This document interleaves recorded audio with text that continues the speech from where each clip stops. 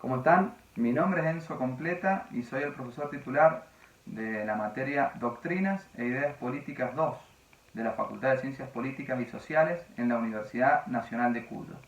Seguimos charlando, dialogando sobre los principales conceptos que dan forma a las doctrinas e ideas políticas de la era moderna y fundamentalmente contemporánea. En este caso, para charlar sobre la idea de contrarrevolución.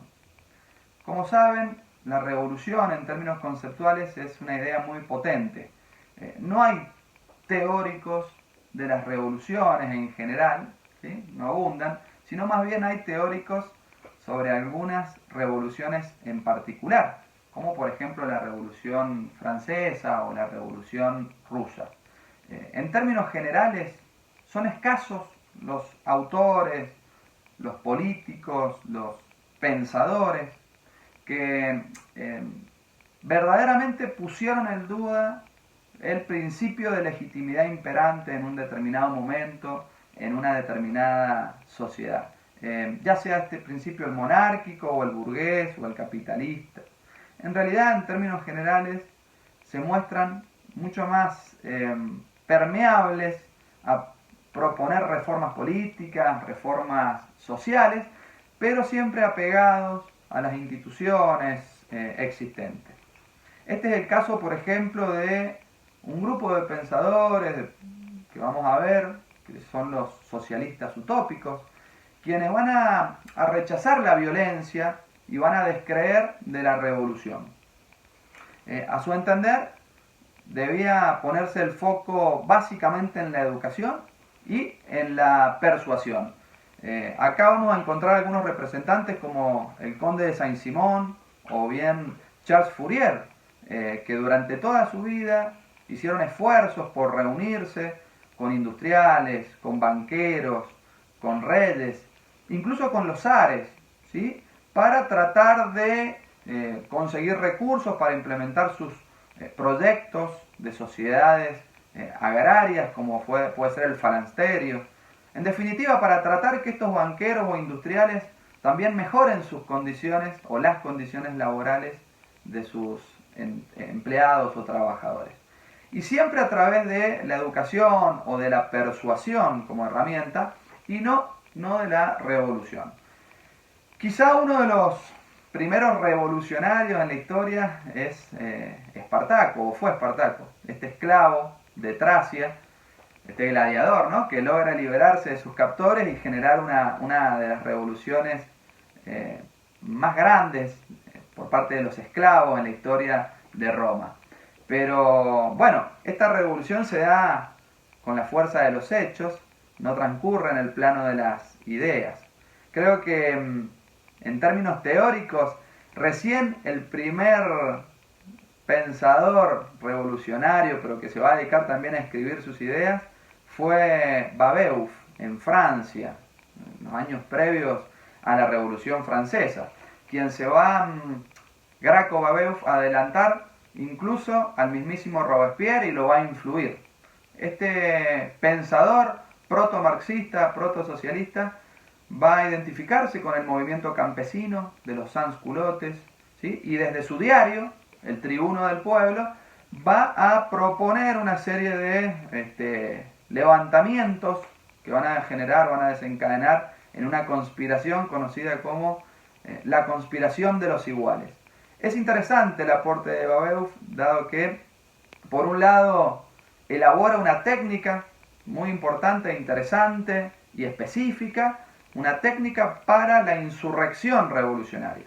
Y en segundo lugar también porque Babeuf va a elaborar un plan de acción para los procesos revolucionarios, posteriores a los procesos revolucionarios, es decir, a implementar el día después de la revolución, ¿sí? Básicamente podríamos decir que propuso o trabaja sobre un concepto que Marx luego va a terminar de pulir, que es el de la dictadura revolucionaria del proletariado. Ya lo vamos a ver esto en detalle más adelante. Con respecto a la Francia de 1789, Cuando hablamos de revolución y de contrarrevolución, no se trata en realidad de que hay dos revoluciones. En realidad, no hay una revolución a favor de la burguesía, que es la que triunfa, y una revolución contraria, sino en realidad hay un movimiento antirrevolucionario, ¿sí? Que tiene como objetivo, básicamente, que la revolución no se expanda, o que se anulen las conquistas que se habían conseguido en el marco de la revolución.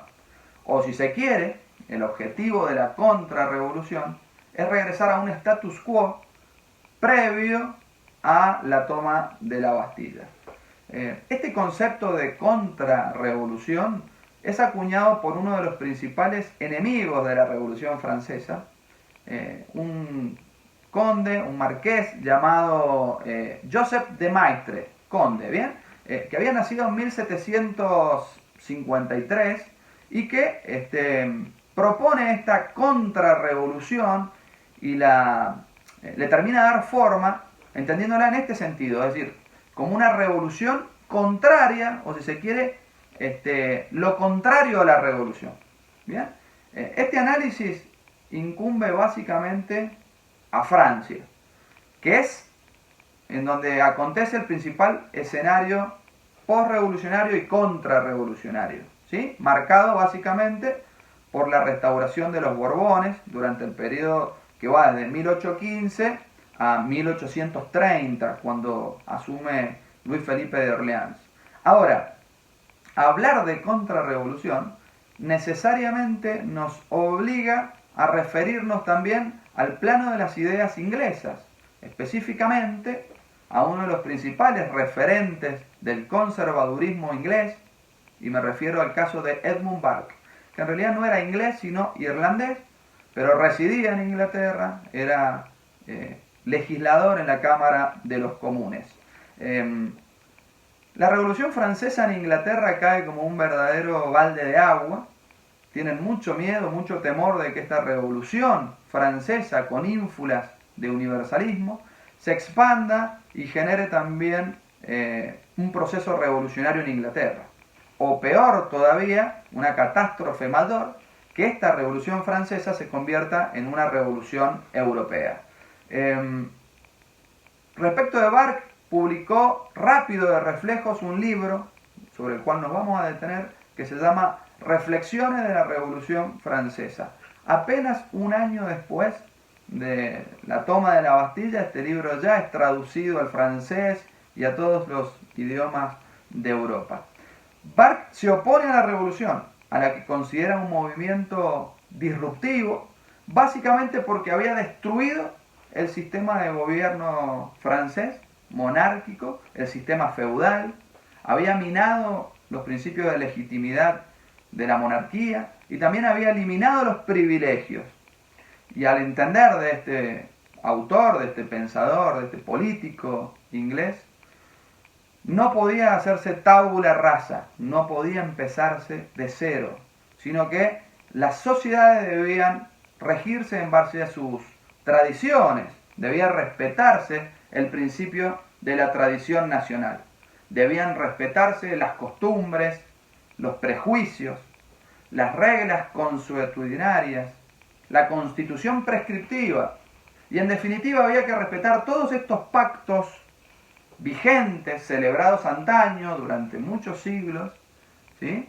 Que por algo, por alguna razón, seguían vigentes, habían funcionado.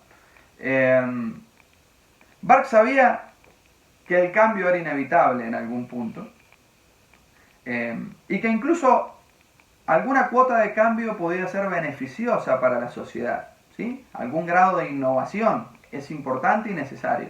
Ahora, este cambio es importante y necesario solamente cuando así se lo valore esta necesidad en términos generales, ¿sí? El cambio, en primer lugar, debe ser necesario para la sociedad en general y en su conjunto.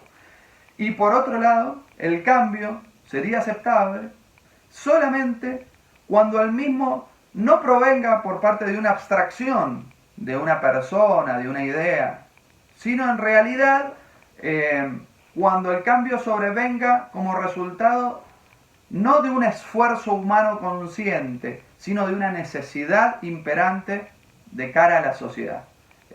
Si esto se cumple, si estos dos requisitos se cumplen, dice Bark, bueno, podemos avanzar con este cambio. Si no se cumplen, debemos presumir que todo intento de cambio o reforma o revolución, por definición, es perjudicial para la sociedad. Sobre esto vamos a hablar luego cuando nos adentremos en los pormenores del pensamiento conservador. Muchas gracias y seguimos en contacto.